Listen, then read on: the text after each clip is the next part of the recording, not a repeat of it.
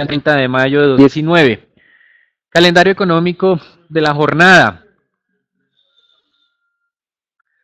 Hemos tenido indicador de inflación en España, más débil, medición preliminar del mes de mayo, todavía mostrándonos esas dificultades que tiene la zona euro. Con respecto a Brasil, se dio a conocer la cifra de crecimiento de primer trimestre de este año, 0.5% en la comparación primer trimestre de 2019, primer trimestre de 2018, en línea con lo que el mercado esperaba, pero cuando hacen la comparación en Brasil de primer trimestre 2019, último trimestre de 2018, ese indicador me muestra contracción. No es sorpresa, ya lo ven, pero obviamente nos recuerda esto que nosotros pues nos estamos volviendo canzones ya en América Latina de las revisiones a la baja de los pronósticos de crecimiento.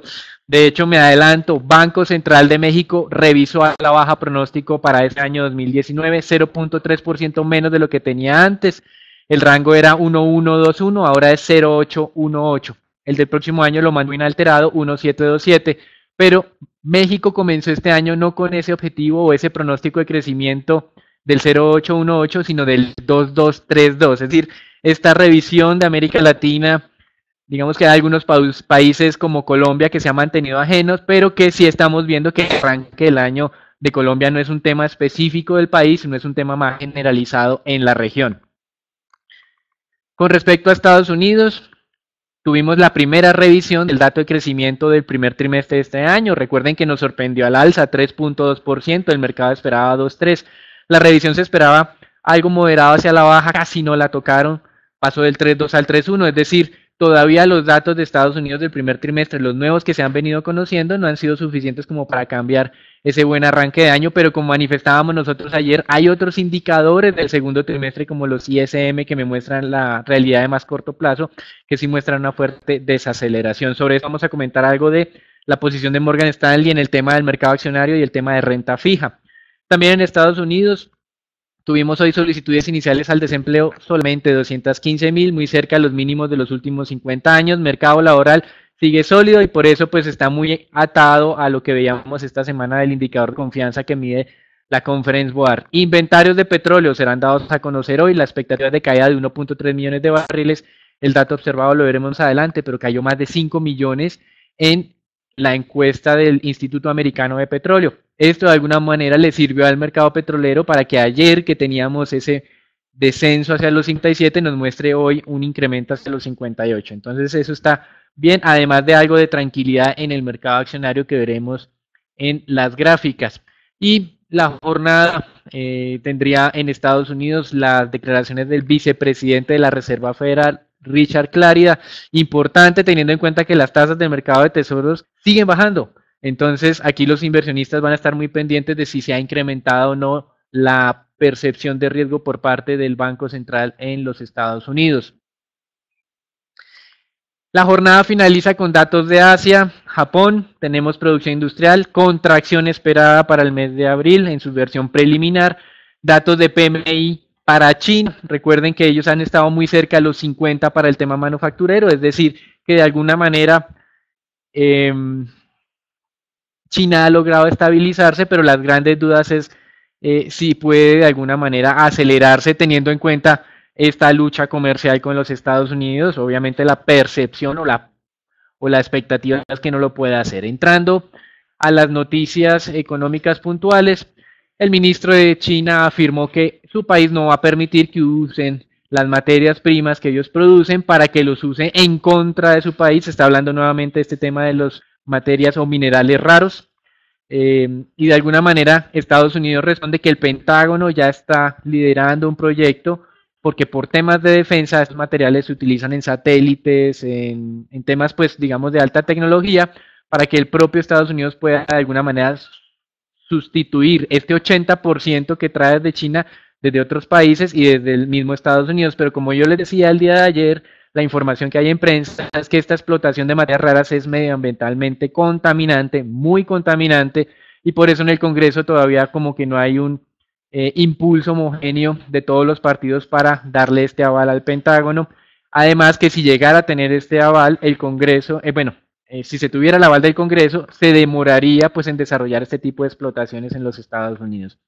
Así que China todavía no lo ha restringido del todo, como ya restringió obviamente las compras de productos agrícolas estadounidenses, pero es la carta que China en este momento se está jugando para amenazar al presidente Trump en este momento.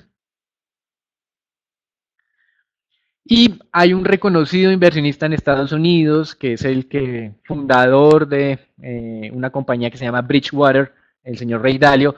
Ese señor dice que la guerra comercial de Estados Unidos obviamente tiene implicaciones económicas profundas, pero que a él le preocupaba aún más lo que se saliera del ámbito económico, que es básicamente pues un tema ideológico entre cómo se gestiona China y cómo se gestiona Estados Unidos. Esos choques en el pasado ya llevaron algunas confrontaciones entre países, y lo que está diciendo Rey Dalio es básicamente que él de verdad está percibiendo que ese en el largo plazo es su principal motivo de preocupación, algo que pues a veces uno escucha en prensa, no le pone mucho cuidado cuando le hacen los paralelos entre lo que está ocurriendo actualmente y lo que ocurrió previo a la Primera y Segunda Guerra Mundial. No le parece que eso no va a volver a ocurrir, pero este importante inversionista que en muchas ocasiones ha tenido razón, pues está mencionándolo de una manera pues, más sostenida y mostrando que de alguna manera las personas de negocios sí están viendo este tipo de escenario como algo factible. En América Latina, entonces ya hablamos de Brasil y ya hablamos del tema de México. En temas de crecimiento no son buenas noticias, y los mercados accionarios hoy, a pesar de esto que mencionó China, están teniendo algo de recuperación los futuros en Estados Unidos, 0.4% de valorización. En Europa también hay algunos avances, menos el tema de Italia. Recuerden que ya ayer el Banco Central Europeo, que digo, la Comisión Europea le envió una carta a Italia para que es que por qué sus finanzas públicas se deterioraron más de lo que ellos se habían comprometido. Es como la primera fase oficial previa a una multa, pero también esa Comisión Europea le envió cartas a otros países como Chipre, no se nos hace raro, Bélgica y Francia. Así que este tema de los déficits fiscales en Europa continuará generando dudas. Les había dicho al comienzo de este comité que Morgan Stanley está hablando algo acerca de lo del crecimiento y dice que consideran que en este momento hay más riesgo a la baja que al alza para el mercado accionario, que eventualmente si se viene un proceso recesivo en los Estados Unidos considera que sea moderado y rápido, porque ve que las cifras económicas pues en Estados Unidos están relativamente fuertes. Es decir, Morgan Stanley no está descartando la posibilidad de que se venga ese escenario el próximo año, pero cree que va a ser muy moderado. Y también me adelanto a algo pues que mencionó Morgan Stanley para el tema de renta fija. Dice que como esa es la visión de ellos, para ellos sería sorpresivo si la Reserva Federal hiciera lo que el mercado está en este momento descontando con relación a reducir la tasa de referencia este año. Para Morgan Stanley todavía las condiciones no están dadas, y para ellos sería una sorpresa. Recuerden la diferencia que les he venido mencionando a ustedes desde hace unos 6 o 7 meses entre los operadores de mercado que descuentan la reducción, los analistas que dicen que tal vez no, más bien estabilidad o incremento, y la Reserva Federal que en algún momento decía incrementos y ahora dice eventualmente ya creo que me voy a quedar quieto por este año. Y finalmente, en temas accionarios, dos elementos corporativos. Uno, del sistema financiero, Bank of America, Citigroup y JP Morgan lanzaron advertencias sobre una caída de ingresos en trading en este segundo semestre del año, en este segundo trimestre del año. Para el tema de Bank of America es un 8% menos de ingresos de trading, pero lo que dicen los analistas es que estacionalmente esto ocurre en la segunda parte del año. Lo que dice el presidente de Bank of America es que eso es cierto, pero que el problema es que el nivel comparativo, es decir, el primer trimestre de año, que es la comparación, ya era muy bajo, y entonces tener esa reducción en el segundo semestre es una mala noticia como tal. Y en el tema de esas emisiones nuevas que se hacen en bolsa, recuerden que hace algunas jornadas tuvimos a Uber. Hoy es la publicación de resultados de Uber, la primera que se hace de manera oficial desde que debutó en bolsa, cuando el precio de la acción está un 11% por debajo de ese precio inicial, mostrando que a veces no necesariamente participar en esas emisiones iniciales sea una buena idea de negocio. Con respecto a los mercados de divisas, pues ya vemos que los accionarios están relativamente tranquilos sin necesidad de tener en este momento una información positiva que me revierta la tendencia de las últimas jornadas. Simplemente es como una estabilización.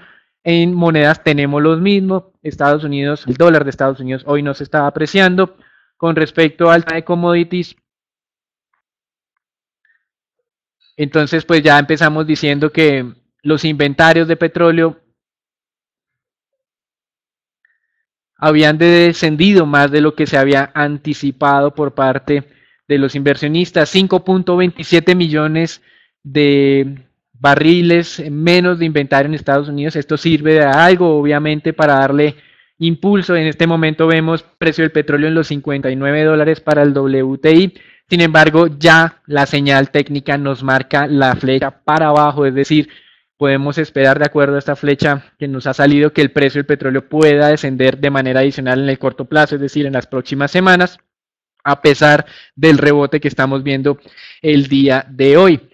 Con respecto a este tema del precio del petróleo, Arabia Saudita, recuerden lo que mencionamos acerca de los ataques que recibieron esos banqueros, pues ellos están hablando ya de frente contra Irán, y dicen que van a hacer defensa de cualquier tipo de sus intereses, y al mismo tiempo el asesor de la Casa Blanca en temas de seguridad, el señor John Bolton, estaba diciendo que muy seguramente esos ataques se hicieron con minas navales iraníes. Irán ha dicho insistentemente en que no ha apoyado a estos grupos extremistas que están atacando los intereses de Arabia Saudita, pero pues digamos que todo está apuntando allá. Recuerden que hace pocos días Estados Unidos movilizó tropas hacia Oriente Medio, probablemente como un tema disuasivo para que Irán no siguiera incentivando este tipo de ataques. Al mismo tiempo, ya hay análisis de RBS diciendo que China e India sí están reduciendo sus compras de crudo iraní, cerca de unos 200 barriles menos los chinos. Recuerden que Irán está exportando solamente 1 millón de por el tema de China, aunque China va a continuar comprando crudo iraní, India también va a continuar comprando crudo iraní, pero en menor nivel. Japón y Corea del Sur, de acuerdo a RBS, están reduciendo esas compras en 300.000 barriles día en conjunto, es decir, 30% menos exportaciones para Irán por estos dos lados. Es decir, que aquí Estados Unidos los está encerrando lo que más pueda, y esto en cierta medida, recuerden que es un factor alcista en petróleo, pero como les decía, el mercado ya conoce esto, venimos varias semanas hablando sobre este tema de las sanciones de Estados Unidos a Irán, y por lo tanto esta nueva señal que tenemos de posible descenso del precio del petróleo para las próximas semanas, desde nuestro punto de vista, es como la señal dominante. Y para cerrar, el presidente de Estados Unidos, recuerden que Europa está tratando de mantener este acuerdo de no proliferación nuclear de Irán. Europa ya se inventó un mecanismo para no hacer transacciones de dólares con Irán y de evitar esas sanciones. El presidente Trump el día de ayer estaba hablando que ese mecanismo también va a ser sancionado. Así que este tema de poder, de alguna manera, que Europa pueda solventar las sanciones de Estados Unidos se ven cada vez más difíciles para ayudarle en cierta medida a que se mantenga vivo ese acuerdo de no proliferación nuclear. Mientras tanto, el régimen de Irán dice que ellos no van a negociar con Estados Unidos un nuevo acuerdo, que el acuerdo que está es el que es y punto. Así que este tema de petróleo continúa con las tensiones geopolíticas, y entrando al tema de renta fija, hoy entonces tenemos renta variable, algo tranquilidad, divisas tranquilidad, petróleo en rebote a pesar de que el fundamental o de que la señal técnica más bien ya nos está dando que es para abajo, y en tema de renta fija hoy hay un rebote en las tasas de los tesoros de Estados Unidos, estamos al 2.26, 2.27. Recuerden que ayer estábamos al 2.22 y que hablábamos que esa probabilidad de recesión en Estados Unidos había aumentado del 20 al 25%. Morgan Stanley entonces está diciendo que no espera reducción de tasa este año. No es muy diferente a lo que decían previamente, pero recuerden el mensaje que ellos ya están hablando de la posibilidad de un evento recesivo el próximo año de carácter moderado.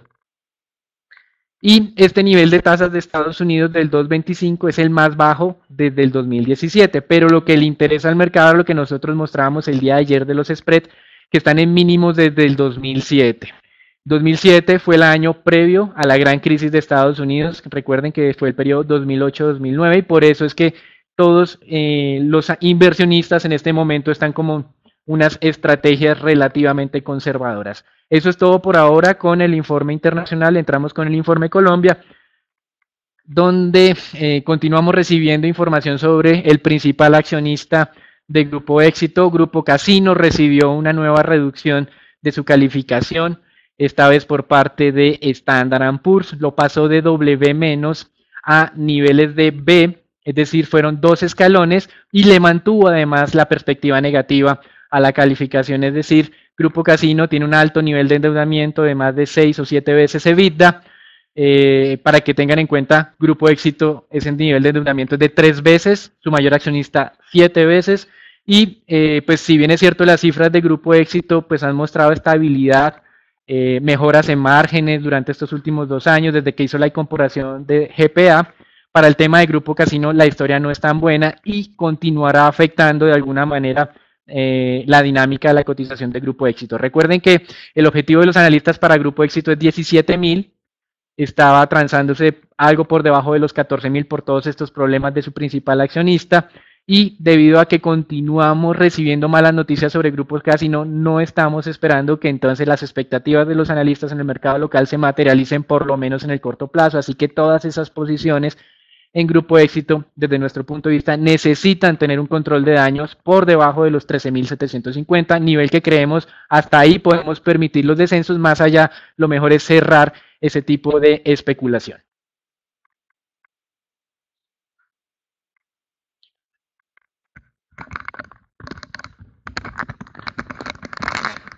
Buenos días, según el DANE, en la capital del país el año pasado creció 2.9%. Esto representa 30 básicos por encima de lo que fue el crecimiento del Producto Nacional. Sin embargo, la Secretaría de Hacienda esperaba un crecimiento del 3%, para este año espera un crecimiento del 3.7%. Este dato fue jalonado principalmente por el comercio y los servicios profesionales, que crecieron 3.5 y 5% respectivamente. Por su parte, los servicios profesionales tuvieron este incremento gracias principalmente como a la reactivación de la industria petrolera. Por otra parte, de acuerdo al representante del BID en Colombia, Rafael de la Cruz, si Colombia aumenta la inversión en infraestructura y logística, el país podría crecer entre 5 y 6%. La inversión actual en estos dos rubros se encuentra alrededor del 3 o 3.5%.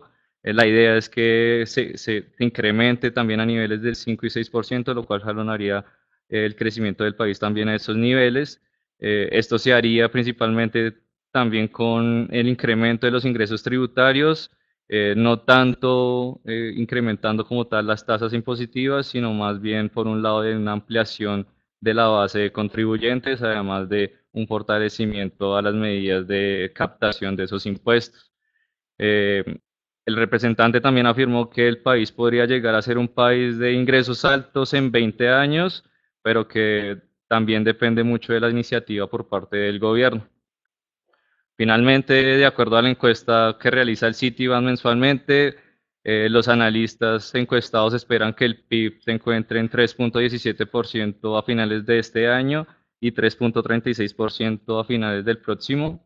Esto representa unas leves caídas de 4 y 1 básicos con respecto a la encuesta pasada, dado el dato de crecimiento del primer trimestre que observamos hace un mes. Con respecto a la tasa repo, pues aún esperan que haya una subida de 25 puntos básicos, como también lo esperamos en GSC, la cual se daría alrededor de o en la reunión como tal de octubre. Con respecto a la tasa de cambio, los analistas esperan que a fin de año esta se encuentre en 3.173, por lo que en general todos los analistas están esperando apreciaciones del peso colombiano en la segunda mitad del año. Finalmente, con respecto a inflación, para el mes de mayo, los analistas esperan que este se encuentre en 0.31%, 20 básicos 2 básicos, perdón, por encima de lo que esperamos en GSC, de 0.29%, y a fin de año esperan una inflación de 3.38%, muy en línea también con lo que esperamos nosotros.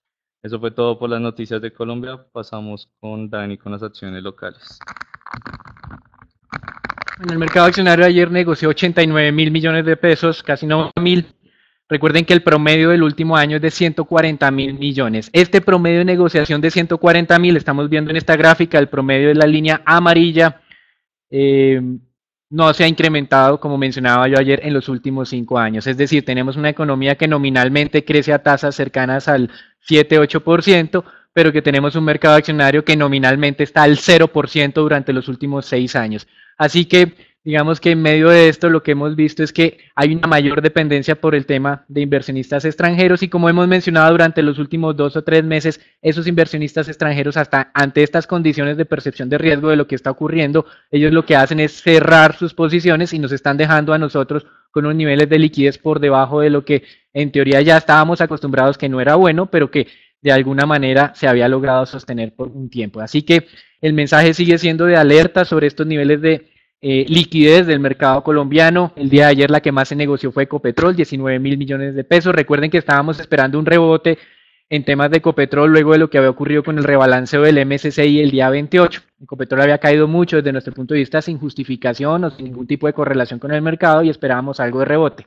Lastimosamente ayer el mercado había abierto con dólar muy débil en 57 y esto demoró un poquito esa recuperación de Ecopetrol que efectivamente se terminó de materializar hacia el cierre de la jornada, esas especulaciones entonces o apuestas especulativas de comprar al cierre del día martes para recomprar, para vender el día miércoles dieron rentabilidad. Ustedes vieron cierre de Ecopetrol 2.870 y hoy el petróleo otra vez en los 59 probablemente nos permita llegar a niveles de 2.890, 2.900. Pero recuerden que en Ecopetrol tenemos una señal de corto plazo también hacia la baja, se parece al tema del petróleo, así que si bien es cierto el fundamental nos da un probable valor de Ecopetrol de 3.200, de corto plazo el mercado puede darnos descensos adicionales, así que todavía no es el momento para estar comprando la acción. Una de las acciones que veíamos desde el punto fundamental como atractivas hacia futuro, pero que debido a esa coyuntura de los últimos 3 meses nos tocó reducir esa recomendación de corto plazo de compra hacia neutral, fue Semargos. El día de ayer, precisamente, pues fue una de las acciones que lideró el rebote. Semargos se está marcando por varias jornadas unos pisos alrededor de los 7.000, estoy hablando de la acción ordinaria. Sin embargo, está en medio de una tendencia bajista que nos marcó más o menos desde el 13 de mayo. Recuerden que esa tendencia bajista en todas las acciones colombianas, en la mayoría de ellas, obedece a temas de mercado internacional y no del mercado local. Ese descenso se marcó entonces cerca de los 7.800 pesos más o menos que tenía en esa época. Hoy estamos hablando de 7.300, es decir, a pesar de la valorización del día de ayer, hay un incremento, todavía hay un gap que me deja a mí bien posicionado frente a esa señal que nos dio en ese momento de salida de los 7.800. Por ahora, entonces, estamos viendo que sin necesidad de que cambie la tendencia bajista, la acción de Semargos puede llegar a los 7.500. Lo que estamos diciendo implícitamente es que no vamos a modificar nuestra visión hasta superar este nivel de los 7.500 con consistencia. Es muy probable que demos nuevamente nuestra idea de compra de Semargos cuando superemos o volvamos a los 7.800 donde nos desmontamos previamente. Ustedes pueden pensar que esto no tiene ningún tipo de utilidad, pero desde nuestro punto de vista evitar las volatilidades de caídas de mercado tiene mucho significado para los portafolios de los clientes, pues la tranquilidad es un valor agregado que ustedes les pueden dar. Así que por ahora, en temas de Semargos, recuerden los niveles que tenemos de corto plazo, 7.000 abajo como ese soporte que hubo, al alza 7.500 me marcaría eventualmente una zona interesante para validar si puede modificarse esa señal de corto plazo, pero todavía estamos alejados de ese nivel. Y la otra acción que estamos viendo es Corfi Colombiana. Corfi Colombiana tuvo un proceso de recuperación durante el mes de febrero especialmente, eso fue lo más fuerte en recuperación. Recuerden que Corfi Colombiana nos presentó muy buenos resultados corporativos, pero recuerden que también fueron temas de índole contable por el reconocimiento de los ingresos de esas concesiones viales donde ellos están realizando sus grandes inversiones, ingresos que todavía no han llegado a la compañía, no me han generado flujo de caja. Y que este proceso de investigación continúa luego, si la fuerza de Corfi Colombiana responde en un 50% o más, sobre todo del último trimestre, al tema de infraestructura, pues tenemos un nivel de alerta ahí. Y a eso hay que sumarle que nos está mostrando el día de hoy una posible señal de agotamiento de esa recuperación, así que esos portafolios que estaban esperando, de acuerdo a esta señal técnica, una recuperación adicional, por lo menos de corto plazo, puede estarnos dejando como, digamos, congelados en esa expectativa de recuperación. Es cierto que Corfi Colombiana había sido una de las acciones más fuertes durante estos últimos mes y medio aproximadamente en la caída, pero lo que me está mostrando ya esta señal técnica se me acompaña el tema de fundamental y de esos riesgos que continúa en la empresa, me dice a mí que debo ser muy cauteloso con esto. Todos esos clientes que tienen Corfi Colombiana de alguna manera podrían pensar que de aquí a las próximas semanas las valorizaciones en este emisor son ya muy limitadas porque tengo señal que puedo tener un posible descenso en esta cotización. Eso es todo por ahora en el mercado de acciones. Recuerden que hoy es muy tranquilo en teoría durante la jornada, pero que estructuralmente estamos viendo que todavía las condiciones no están dadas para ser agresivos en el mercado accionario.